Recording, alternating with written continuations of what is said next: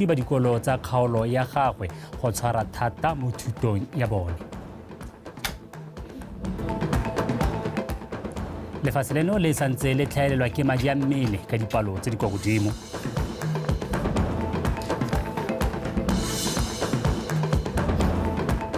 Mmogo tsa metshameko Johnny Galaxy ke bone bomampudi ba Orange FA Cup.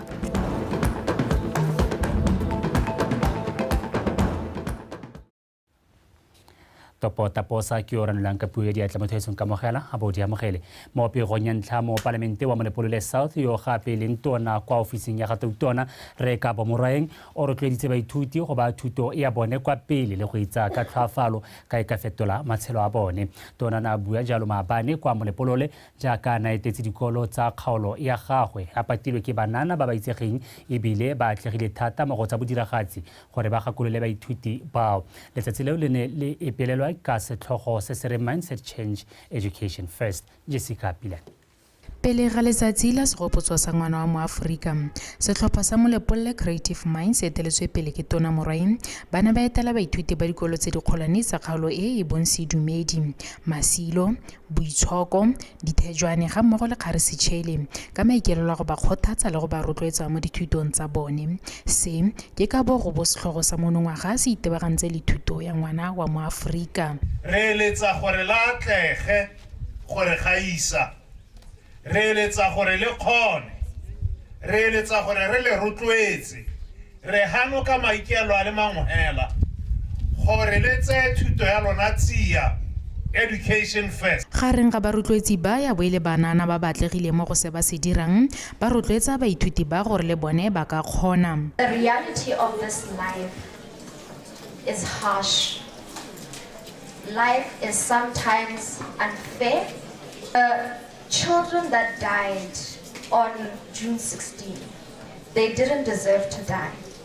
but they died for. Botshelo ka bo bone bo dingalo mme bana ba ba tlhokafetseng ka letsatsi le ngwana wa Moaforika ba tlhokafaletse gore nna le lona re bone thuto. Education First. We're not saying hela gore so that you can come to school to pass by time. Hali ntsha ditalente tsa lona le tlhokomele le tsone dithuto tse le dinewa mo sekolo la nkutlwa gore ka reng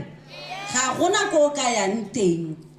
o sa itse go bala le go kwala go sena sepe se re ka se supang ka wena. For you to achieve more,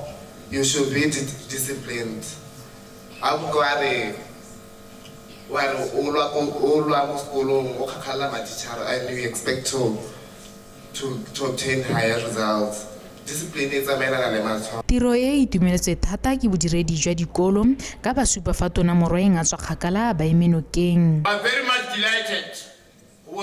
Re itumelela go bo rena le wena o le mo palamente ebile o le tona wa rona ka fa re emenokeng ka teng go a itumedisa. And the way you are supporting us is very, very, very good.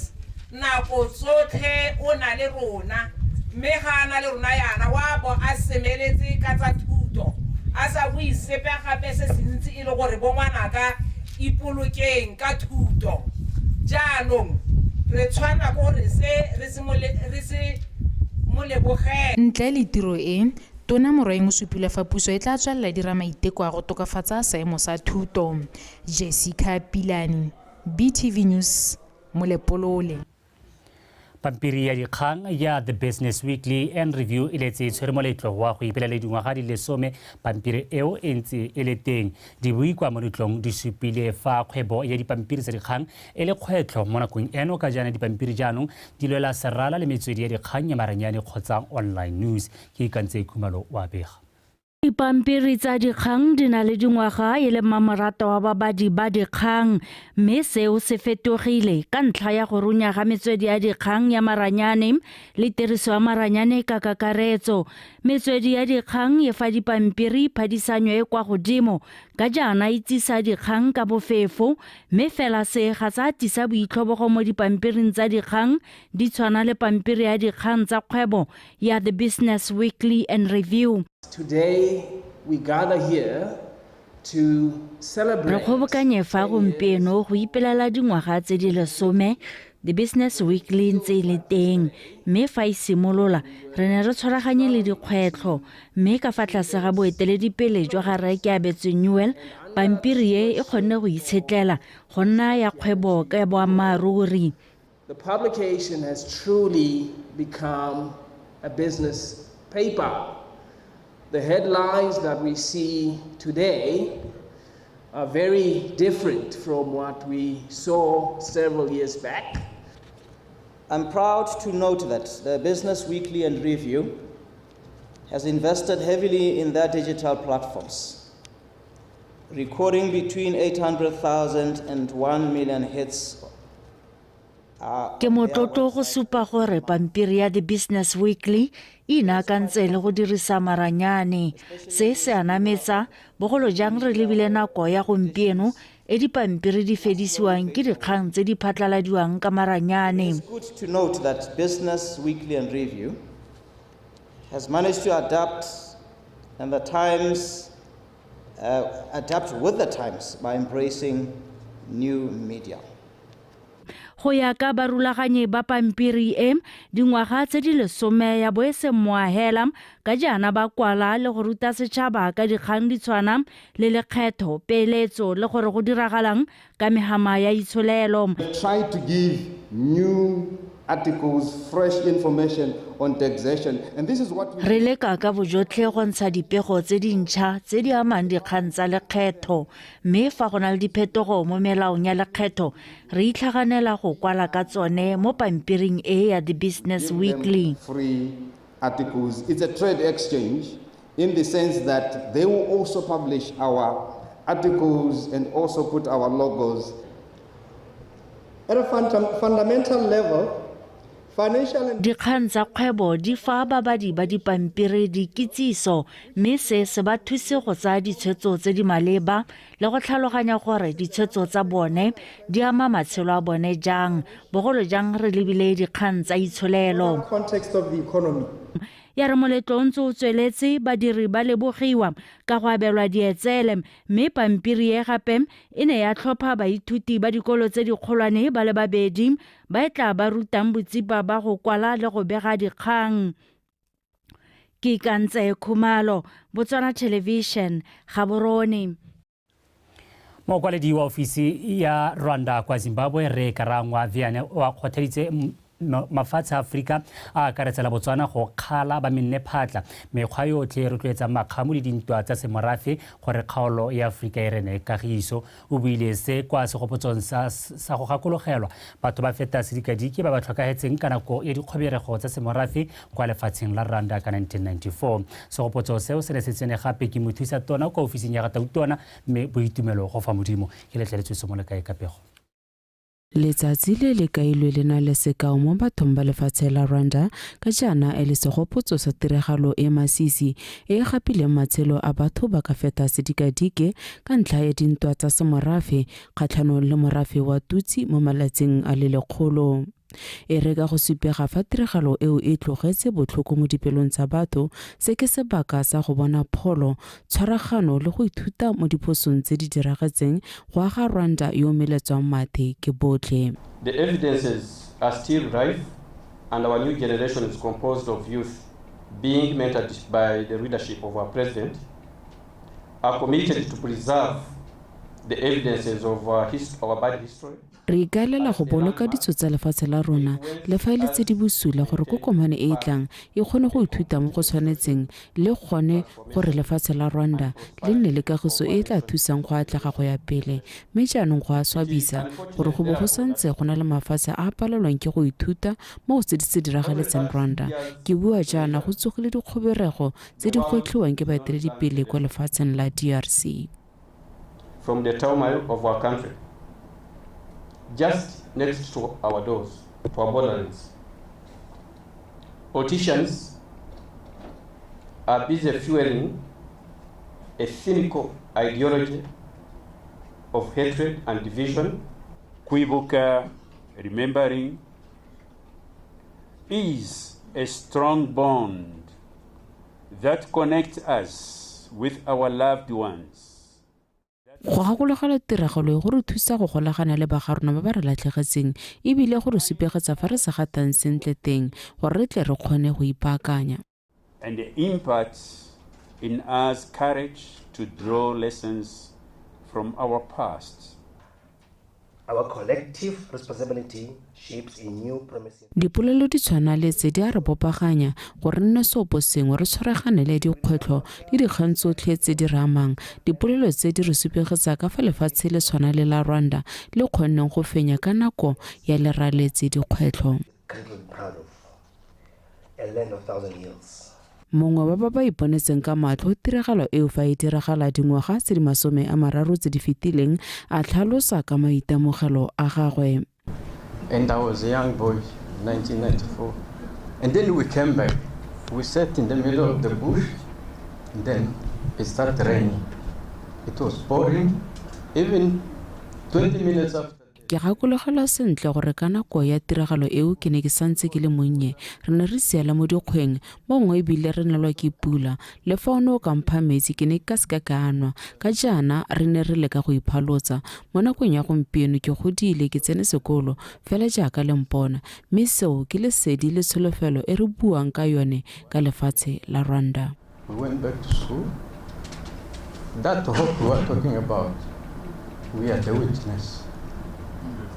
Maiteko otlhe a dirilweng ke tautona wa lefatshe la Rwanda re Paul Kagame go emisa tsholo ya madi le go tlhabolla lefatshe leo a kgotswe fela thata. Ke letleletswe Somoleka Botswana Television Gaborone. Lefatshe la Botswana le santse le tlhaelelwa ke madi a mmele ka le sa kgone seelo sa dipente tse 45,000 ka ngwaga tsa madi a biwang. Mothusa tona wa botsogo Rre Sethomolela Tisitswe o buile seo kwa moletlong wa mafatshe wa go ipelela baithaopi ba ba madi a mmele o neng o tshwaretswe kwa Letlhakane se ba itseng Tebogo wa Pega. Ngwaga le ngwaga ka kgwedi ya Seetebosigo le ha se ka bophara le pelela le go lemoga seabe sa baithaopi ba ba madi a mmele nteng le dikatso dipe ka ba dira tiro ente ya go boloka matshelo a batho. Mme hela go tlhalosiwa ga Botswana a santse a saletse kwa morago go kgobokanya madi a mmele a lekaneng go tamela sente ba ba amegang mo dikotsing. Bomme ka nako ya pelegi le ba ba tshelang ka makoa a thokang kabo ya madi. Botswana with a population of 2.2 million with around Lentswa palo ya batho e tshwara 2.2 million. Bontsi jwa bone e le banana. Botswana o santse a sa kgone go fitlhelela selo sa gagwe sa dipente di le 45,000 ka ngwaga. Units over some years now ya no ke sone se re leng ha re ka go rotloetsa lona le Batswana re abe madi ka gore ka moso e tsoga ile nna le wena ba re thoka madi a go dipateleng mme ha no donate o ka lemoga gore le wena o ka ipoloka ga re goroge go eleng gore re lela hatse re thoka madi jaanong go mo go rona re le batho ba kgaolo ya boteti ba gaetse gore e re mosepele o dule jana rona re tsena ha kae Makgotla ka go harologana a lemoga baithaopi ba ba bang madi a mmele. There are numerous transformative stories. Ka bongwe le nngwe ya madi a mmele e botlhokwa mo go thuseng setšhaba e le ka mowa wa kutlwelobotlhoko. Passion and humanity. Re lemoga ebile re itumelela bone ba ba re hang madi re le dipatela re le dikokelo e ka tswa e le tsa puso e ka tswa e le tse di ikemetseng. Ba ba abetsweng le ba ba bang madi a mmele ba supa mosola wa kabo ya madi a mmele mo setšhabeng. Ke tshelwa madi a lo bona ke eme yana ke thantse ke madi a tsengwa mo go nna ka be ke sule batho ba bomme ba thokana le madi le go gaisa during that period yone ya pelegi ebile ke ene ile ntira gore ke thogalle go donate le go gaisa. We equally responded to the government need to partner. Re tsere boikarabelo jwa go ema nokeng maiteko a puso a go rotloetsa go abiwa ga madi a mmele. To see it through that we equally contribute as responsible citizens. Moletlo o editswe ka go abela dimpho baithaopi ba ba madi a mmele e le go supa thotloetso le botlhokwa ja bone. Se ba itseng Tebogo Botswana Television Letlhakane.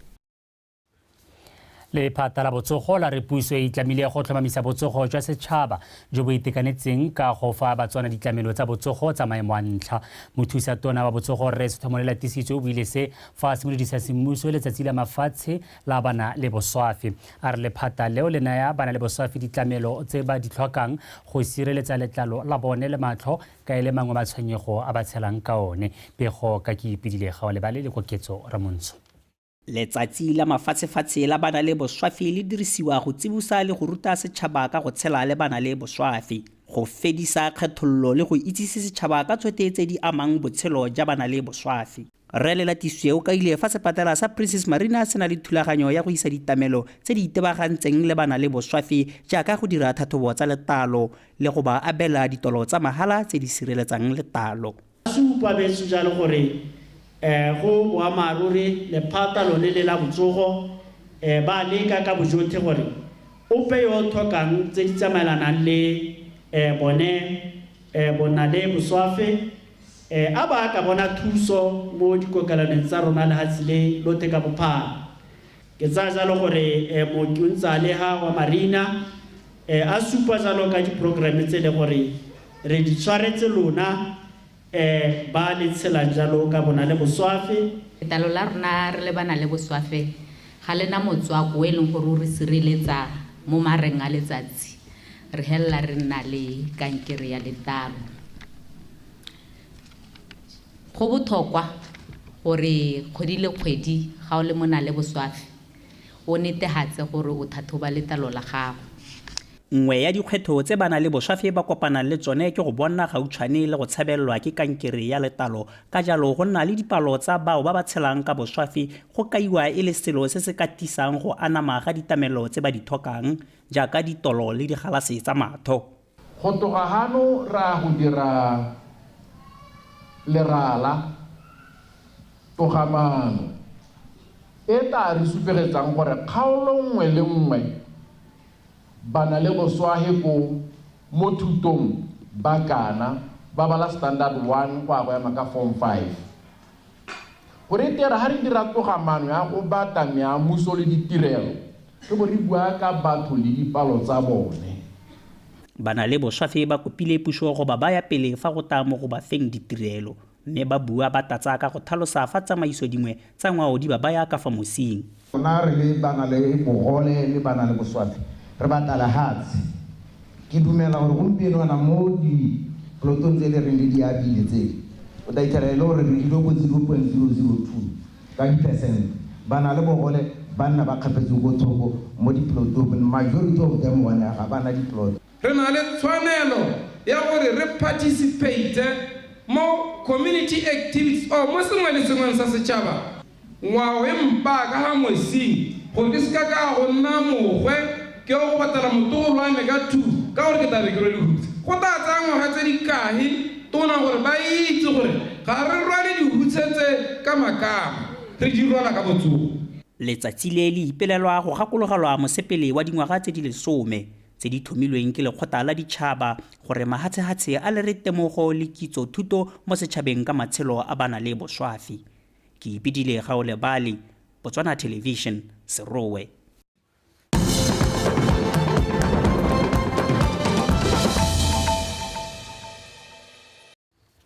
o itshwedile dikgang tsa Botswana Television ra tswelela mogolwane wa lekalana la leya kwa Chobe Re Tenboy Matebesi a re dikgwebo tsa kgaolo eo di na le bothata jwa go ipapatsa sentle le go baya ditlhwatlhwa tse di maleba mabaka le tlhoko la dikitso mo go tsa ipapatso le go tlhoka go berekisana le ba bangwe go anya maele ke ka mo ba leya ba sa iponeng tsapa go tlhatlhela bagwebi ka dithuto methale le ditlhabololo tsa ditsamaiso le maele a dikgwebo kitso temane wa bega. Maikelo a dithuto tse ke go tlhatlhela bagwebi ba kgaolo ya Chobe ka metlhale e tsepameng go rudisa dikgwebo tsa bone le go nonotsha botsipa jwa go ipapatsa. Godimo gase le ya fa bagwebi bangwe monyetla wa go tsenelela dithuto le dipuisano kwa mahatsheng e le tselangwe gape ya go tlhabolola le go ba tlhatlhela dithuto ka boitsanape jwa kgwebo le dikitso tsa tsamaiso ya dikgwebo. Di-training tse tsa rona tse fose bua ka entrepreneurship development training gore training e ke lebagane le bogwebi gore mogwebi ga re motho ke mogwebi ra motho o ntse jang e be re nna le nngwe e leng gore ke e le gore re rutwetsa thata mo go bone bagwebi ka gore ga go tsena mo dišong tsa go ipapatsa o ithelela gore ba na le gapenyana e teng gore ke ipapatsa jang.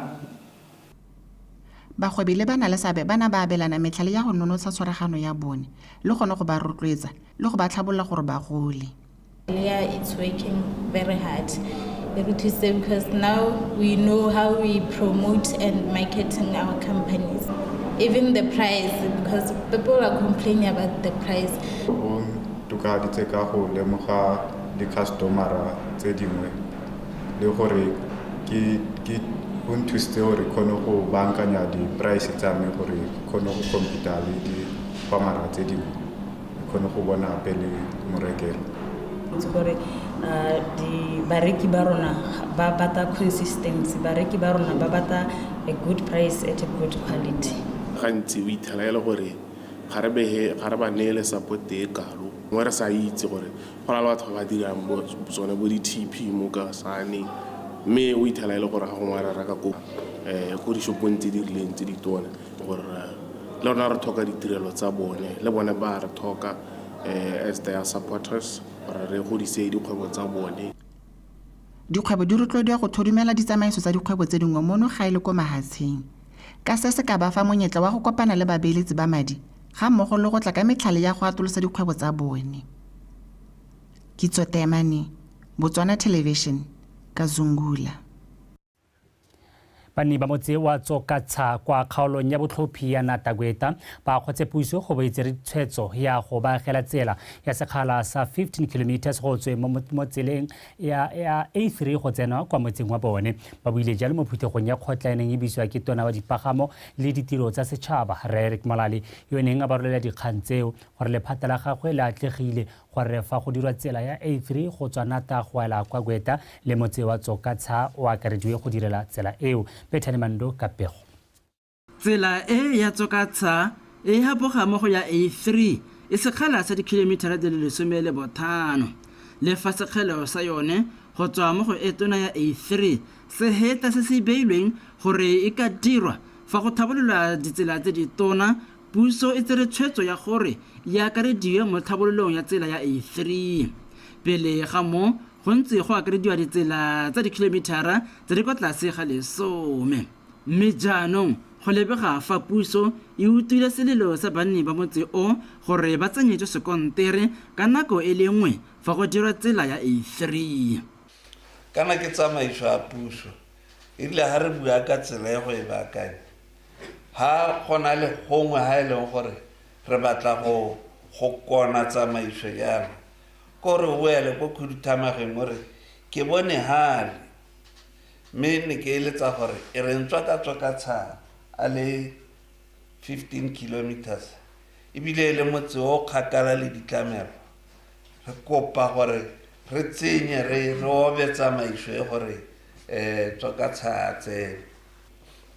ke sone se ke leng hano gompieno ba gaetso ke tsile go lorolela tsela e tswang ko tseleng e tona ya A3 go tla mo Tsokatsha gore le yone ke bontlha bongwe ya tiro e tsileng go diro le ha e ka tswa e gongwe e heta 10 kilometers puso e lo gopotse jalo ka kopo e re ne ra e tsenya gore nya ba tlhokana le special dispensation mme puso ya tlile ba gaetso. Mela gore mo tsatsing la gompieko botsadi ja Tsokatsha le itumetse ka gore re ntse re na le sello sa gore a mmele rona a eta re ngwaga mongwe re bone noga e ntsho e tsenye ka gare ga motse wa rona e se e borai e le ta re tisetsang ditlamelo mme ba gaetso le ba supi gore maloba jaana ne re na le batho ba tswa mo company ya HSNV ba tsile ga go ta go thapa bana ba rona go supa gore tsela e re ntseng re lela ka yone e gorogile mo ga rona. Motse wa Tsokatsha ke mengwe ya e welang ka tlase ga metse e kwatenyana teng mme o saletse kwa morago ka dithabololo ka jana ditlamelo tsa puso ke sekolo se se potlana le kokelwana ya motse gareng ga tse dingwe itsholelo ya motse le batho ke e kwa tlase mme jaaka puso e tsere tshwetso ya gore tsela ya bone e tshele sekontere banne ba dumela fa matshelo a bone a tla tlokafala go menagane mme ka re tudile 10 kilometers ka kwa ke ha re kgonne go akanyetswa re leboga thata tona ka seo di sistema lebo go menagane go tswa motswatso ka tshaba keletso ya rona re le batho ba motswatso ka tshaba re batla go ipona le rona bana ba rona ba ta ba reka dikoloi di be di tshela sente banni ba motse o ba kopile go dirisana sente le rakonteraka yo ta ba anetse tiro ka jalo ba batla amiwang ke tsela ba solofetswe fa ba tla duelwa kgotsa ba nelwa madi a phemelo dikeledi mo tsamaisong ya puso Bethany Mando BTV News Tsokatsa go solofetse gore re pele ngwaga ono ya bokhutlong polasi ya Lubu e bo e rekisitse dihutsane di le 579 ka palobalo se tla morago ga gore polasi e rekisetse barui dihutsane di le 400 ka Moranang modulasetulo wa komiti ya palamente ya temothuo yo gape le mo palamente wa Kgalagadi South Resem Brooks a re maitlamo a polasi ya Lubu ke go thusa barui go tlhabolola boleng jwa leruo la bone re Brooks o buile se fa komiti ya palamente e ne e etetse polasi ya Lubu ke o lebogile re dipotsane wa bega e rile le kudisa komiti ya palamente ya temothuo ka seemo sa Lubu mogolwana wa polasi eo a bolela gore rekisitswe dihutsane di le 400 ka palobalo e neng e tshwerwe ka kgwedi ya Moranang mme a supa ga maikaelelo e le go rekisa gape dihutsane di heta 500 pele ga ngwaga ono o hela re Brooks o ne a kopa gore go itsisiwe barui ka nako ka palobalo e tang gore ba ipaakanye le mo di vaccine jalo re ntse re rekisa over the counter ke ngene sa tsene mo gore jaanong le mo Lubu go ga rekisiwa tse di tlabeng as you will be culling or winning this small animals kana di pehela le ka bona ha famara bata he can also get over the counter bongwe ha lona le tshenyego le tshogo la security go bona le malaitse a leng gore la ba gore ka dikana yo batla go ta go reka o ka ta go reka khatla the revenue officer. Now I'm only asking myself, why would you delay with your stock so much, push them up to about 300, 400 to sell? Definitely the amount is going to go to both cabinet level. Why can you not do this thing smart or sell more frequently 3 times a year? 100 or 100 which already this one's the only person that is going to take a decision is my PS, full stop. This is true. Ina le go tamorago ke e gatelele ina le go tamorago bana ga e tamorago yana e ra gore jana le ruo la gatana ka re sontse re le ntshe ka di stage ha se le ready a le tswele ba tswaneng ba e go le akole maloko a komiti ya palamente ya temothuo ba boletse ga polasi ya Lubu e tlhoka tlhokomelo e ntsi gore e hithelele maitamo a yone kore ha o bua ka resident that asioha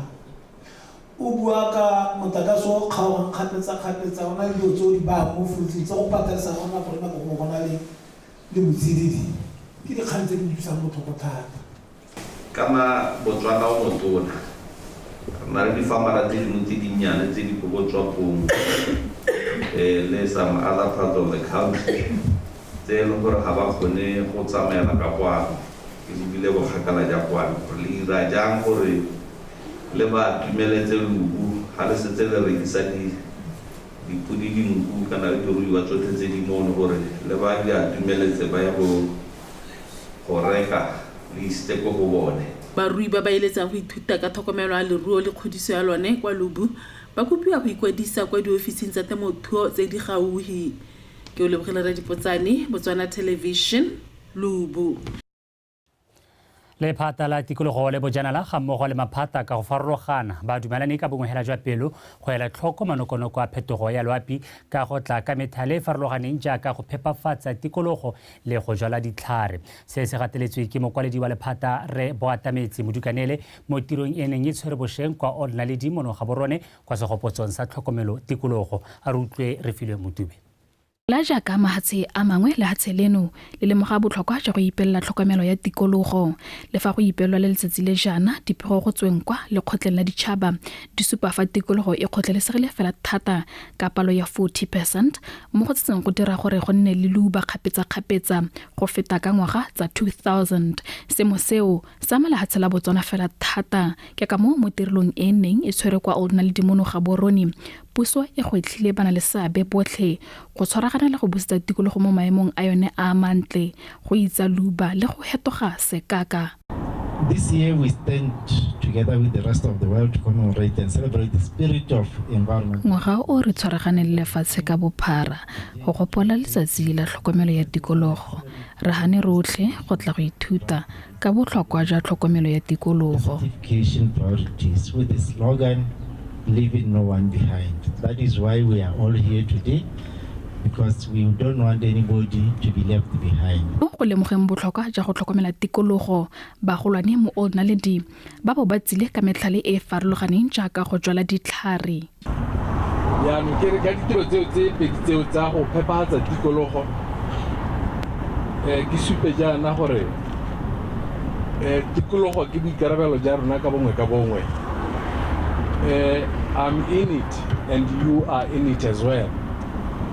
A re tseng go phepafatsa tikologo e le a collective effort e leng gore e re tlhoka ba rotlhe. It starts with you and ends with you. We took an initiative to ensure that we plant 12,000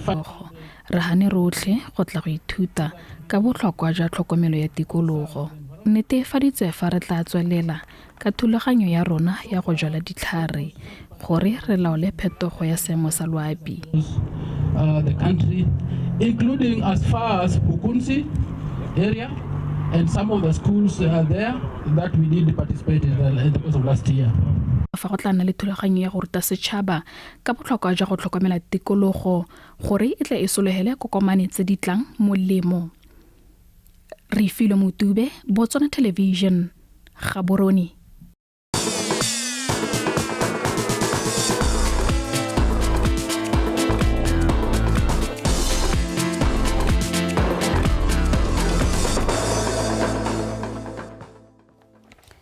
wa tsore di ba phegela teng ga di gantsa rona tsana ko ya bosupa mme kgaitsela ke go segonkwe wa eme sentle go gonela tsa metshameko kgaitsela ka dumela Samoka ke dumela gore wa tsoga rights ke tsogile sentle mabanne ke ntse ke buisana le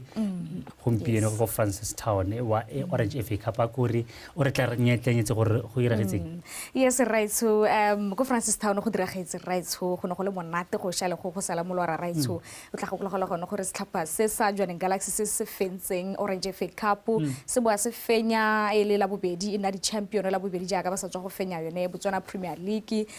mebile tota ne le motshameko o khatlhisang rights ke itse gone go di no tse tlhetse rights di tsene ka karolo ya bobedi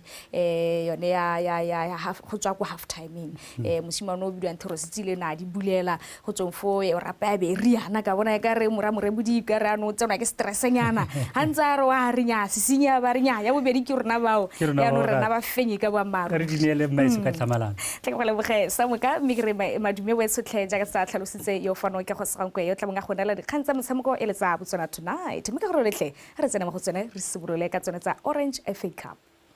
Dino tse pedi tsa ga Thero Setsile le Thabang Sesenye di netse setlhopha sa Johannesburg Galaxy phenyo ya dino tse pedi go ile nngwe ya Orapa United go fetoga bomampudi ba sejana sa Orange FA Cup mo motshamekong o sa tswang go fela kwa Obed Tani Chulman Stadium kwa Francis Town ka tla go gakole go tsholetse dintlha. Ditlhopha ka bobedi di tsene mo motshamekong o di lekelo tlhoko mo metsotsong ya ntlha e 30 mme Galaxy ga lebega ba nyoretswe phenyo jaaka ba ne ba tlhasela the Ostriches fela banna bao ba toropo ya Orapa ba bo ba sireletsa bontle go pateletsa motshameko go ya kwa nakong ya go ikhutsa ditlhopha ntse di ngangane ka lefela setlhopha. Mo karolong ya bobedi, Galaxy ba tswelela ba tlhasela the Ostriches mme ba kgona go bona nno ya ketapele ka Thero Setsile a neela banna ba ga Morena Ramorebo diketapele karolo eo e tsamaile metsotso e le 50 le bofelo bobedi. Fela ya re go solofetse gore motshameko o tla fela ka nno e le nngwe go lefela o rapa United ya lekalekanya dinno ka lemoga Maswena mo motsotsong wa bofera bongwe wa 12 ya tlaleletso. Motsotso moraganno eo Thabang Sesenyi a neela Galaxy nno ya bobedi e neng e tlhomamisa fa Galaxy e le bommampodi ba monongwaga ba Orange FA Cup ka phenyo ya nno tse 2-1 ya o rapa United. Ke tsara overall the boys did well, but we had a couple of our players, they had stage fright. Eric Ukame, who you know, fa o ka lebelela setlhopha sa me se tsene mo motshamekong o se nang le tshogo le lentsi ka gore Galaxy e ne e na le diphoso tse dintsi mo karolong e kotsi mme re reteletswe ke go ba otlha le fa re latlhegetswe re tshamekile botoka fela thata. Their first goal came from the left side. But overall, I think we are a better team in terms of play. I think we have worked together as a team to achieve whatever that we have achieved. And to the supporters, we really appreciate their support. Re berekile ka thata go fitlhelela tsotlhe tse re di fitlheletse mo pakeng eno. Ke leboga batshameki ba me, boeteledipele jwa setlhopha le balatedi ba rona ka kakaretso go nna ba re menokeng ka nako tsotlhe. Re leboga le Modimo go bona re eteletse pele mo letong la rona la CAF Champions League le mo lekeng ya monogae. And how hard we worked during the season. And this happens, then we really need to thank God. Phenyo eo e ra gore Jwaneng Galaxy ba wetsa paka ya 2023-24 e le ditshimega tsa ligi ya Botswana Premier ga mmogo le kgaisano ya Orange FA Cup. Galaxy ba ikgapela jalo 800,000 pula fa o rapa United ba ba nileng le paka e bokoa ya ligi ba boela boteti ka 400,000 pula mo maemong a bobedi. Katlego Kgakole, BTV Sport. They are managing to get ra bolebogisa Jwaneng Galaxy go bo inile bone bommampodi ba Orange FA Cup bo pass keleme me ke dumela go ditlhopha ka go harologana di simola gone go ipagetsa kgaitseno ilone ya 2024-2025 me ke ra go rialo etso ga re tswelela re tsena mo go tsonetsa UEFA Championships mo maduong a kgaisano e tsweletseng yone ilone ya UEFA European Football Championship e tshamekile maabane kwa toropong ya Munich kwa Germany. Setlhopha sa Germany se tsene mo motshamekong o ile bangwe ba bommamoratwa ka ba setse ba kile ba fenya kgaisano eo makgetho a le mararo ba fentse setlhopha sa Scotland ka dino tse 5-1 mo maduong a mangwe a Group A. Setlhopha sa Switzerland se fentse sa Hungary ka dino tse 3-1 fa mo Group B ba sireletsi ba sejana Italy ba tla bo ba amogela Albania kwa Senegal Iduna Park kwa toropong ya Dortmund bosegong jono. Faraboela ka kwano monogae mogolwane wa tsa ipapatso le kanamiso mafoko kwa lekgotleng la Botswana National Sport Commission BNC Anderson Lisana o khotaditse makgotla a metshameko a o kametsweng ke lekgotlelo go dira ka thata go godisa metshameko ya bone ka go farologana gore ba kgone go tlhatlogela kwa godimo go bona madi a lekgotla. Victoria Duncan o go tshweletse pego. Lisana tlhalositse fa tlhatloso maemo e diragala go lebilwe seabe se makgotla a nang le sone mo godise metshameko go ya ka tebelopele ya 2028 ya lekgotla la BNC ya Los Angeles ga mmogo le tebelopele ya lefatshe leno ya 2036. Dingwe tsa dio tse re lebile ya le gore what is the impact ya gago ya sport development kana grassroots development as an NSA o thuthuntsha go le kanankang re bo re lebella jalo gape le dio tse di tshwanang bo gore o thokometse jang mo go teng administration kana tsamaiso ya office ya National Sport Association le tse dingwe ya la tse gore di teng tse gore di supporta strategy sa rona sa Botswana National Sport Commission me how reaches a certain level ke gona e leng gore ya no re determine gore nya ka bonnete re ka go isa godimo kana ha o sa kgona re go isa kwa tase. Pele ga tlhatloso maemo e lekgotla la BNC le dira ditshekatsheko go bona gore makgotla ka go farologana a ntse a tla dira jang mo go tlhabololeng metshameko mme se tla laola gore a ba tlhatlogela go godimo ba wela ko tlase kana ba itshwarela fa ba ntseng ba le teng. Se simologanang se diragala gore tsone di National Sport Association they do what we call self-scoring ba ipha matshwao a gore ba bona gore ba dirile go le kanankang mme be ba tisa le bosupi jo bo re supegetsang re le Botswana National Sport Commission gore ka nnete ba kgonne go di hithelela mme re bo re boa re dira rona ya non scoring ya rona neng gore re dira re lebile jone bosupi jo ba botsisitseng gore ba dirile mo ngwageng. Lisana o tlhalositse fa ba setse ba ntshitse mangwe a maina a makgotla a tlhatlositsweng maemo mme ba ise ba ngwetse go dira seo jaaka ba tsweletse ka go kwalela makgotla a amegang.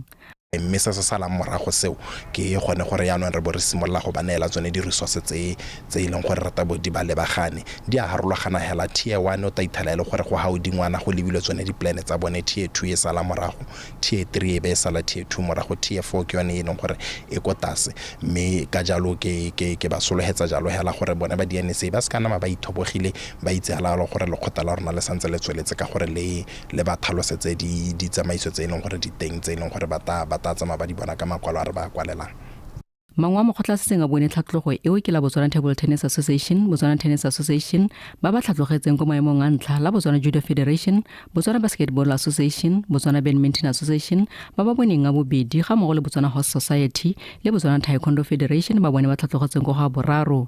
Victoria Dakin, BTV Sport, Gaborone.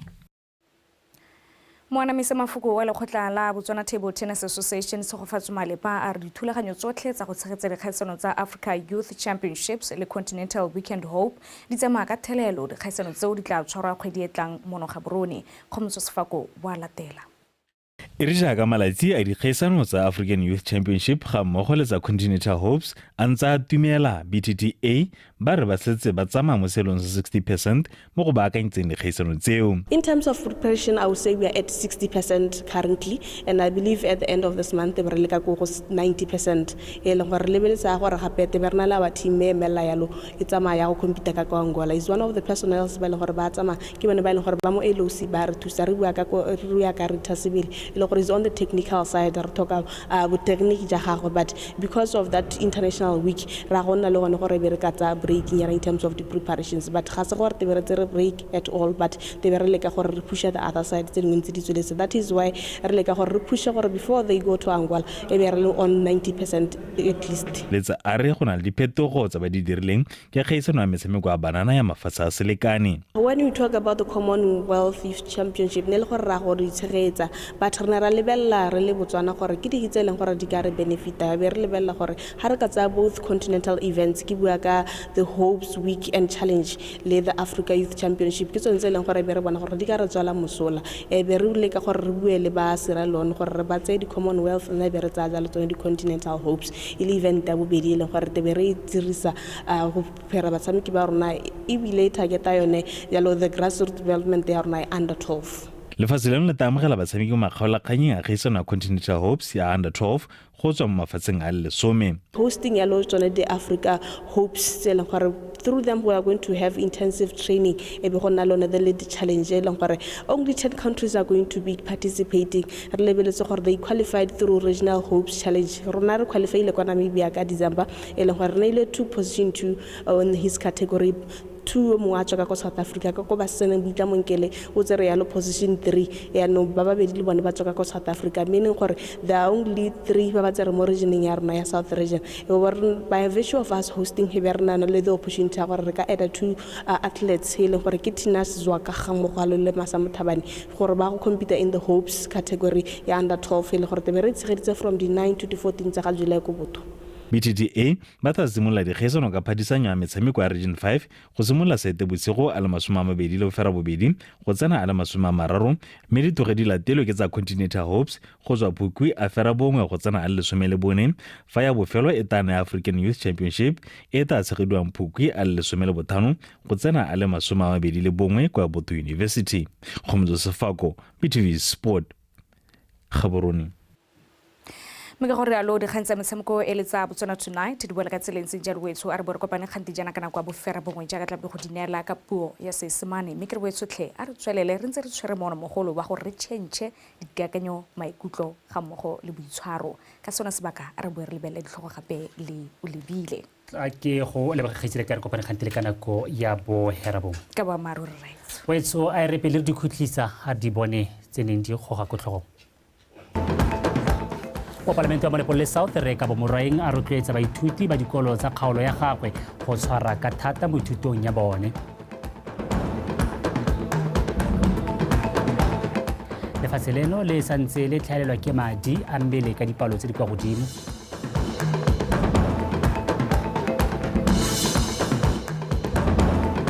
mo go tsa metshameko Johnny Galaxy ke bone bomampudi ba Orange FA Cup.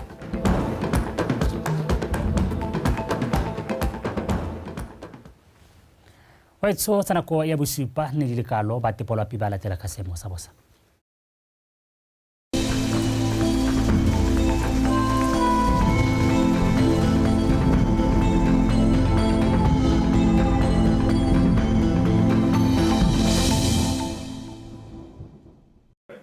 Betso madume nka mogela ka samasalo a postisediwa ke Mpho Ishadar me a re simole ka go lebela tshwantsho sa lapsana kwa gompeng se supa fa go santse go abogile lefatshe leno ka bophara mo tsatsing la ka moso gone re swetse re go thibe ka bontlhabongwa ko dikgaolong tsa legare le bokone bothaba fa go le gantsi gone re swetse re go ipona tse di bata tsa maru mo dikgaolong tse dingwe gone re swetse re be go abogile mo maphakeleng gone re swetse re go ikutlatsa go le tse thata ko Francetown ka selekano sa lefela fa go gantsi kgalagadi borwa bothaba kgatleng kweneng le boraja le gare gone re swetse re go ikutlatsa go le tsididi wa selekano sa bobedi ko tsabong le gaborone go kwa bosupa ko Mahalape kong habe chobe le bokone jwa le gare gone re swetse re go ikutlatsa go le mololo wa selekano sa bofera bobedi ko le tlhakane maitengwe le kasane go kwa lesomele motsoko Suapen me mo tshokolong gone re swetse re go ikutlatsa go le mololo le fatshe leno ka bophara ja selekano sa masoma mabedi le bobedi ko gantsi Veda jwaneng gaborone le Silebe Phiko go kwa masoma mabedi le botlhano ko Suapen kasane le Gumare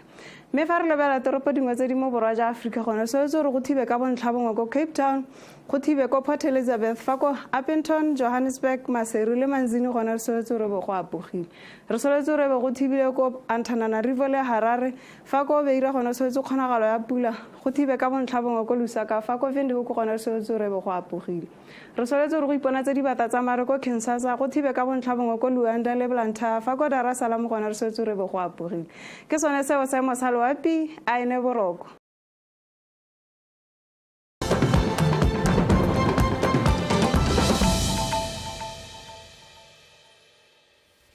Thank you for staying with us on Botswana Tonight. Now, earlier on, Gambling Authority Acting License Manager Ms. Ohone Batipeng was in studio with Botswana Connects and to talk about Gambling Authority, which has recently launched SMS competitions, games and quizzes across a digital, virtual and interactive platform. This initiative is set to transform the country's entertainment industry and drive significant economic growth. Take a listen. The Gambling Authority is a creature of statute. Okay. We were created from the Gambling Act. We are here to regulate and the gambling industry as a whole, but outside of the gambling industry, there are also buy activities, your raffles, your promotional competitions, and as you've just said, the new products, digital and SMS competition.